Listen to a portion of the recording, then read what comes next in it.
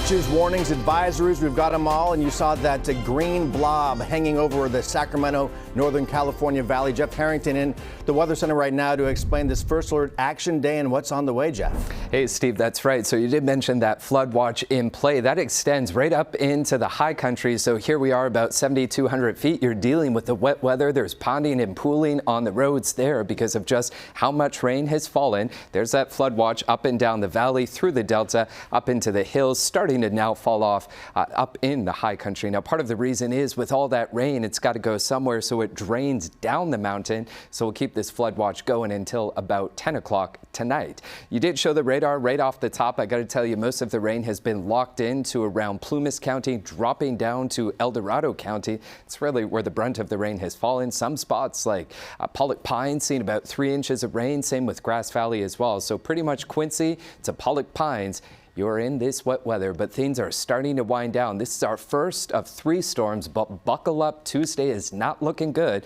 By the afternoon, we're going to get into some downpours. Those downpours will continue on Tuesday. Snow levels will drop to about 2,000 feet, if you can believe it. So I want to show you Storm 2, Storm 3, the rainfall tally. We'll be looking to see about 2.5 inches in Sacramento, 6 in Grass Valley, 5 in Colfax. But when you consider, I was saying those snow levels will drop to about 2,000 feet. You got to check this out, because after seeing all that rain up in Quincy, we could see a foot of snow. Look, even maybe picking up an inch in Grass Valley, 40 to 60 inches in Donner. So we're talking about 5 feet of snow. Again, this will be Tuesday through Thursday, so that's really where the concern goes, especially over the Alpine region. So Kirkwood looking to see 30 to 60 inches of snow as well. Pinecrest could see a foot of snow. So Steve, Storm 1 is over, but we still got to get through 2 and 3. And again, 2 is on the way as we look toward Monday afternoon. A lot of rain, a lot of snow coming our way. Looks very impressive. All right. And another part of the weather story is that snow on the way.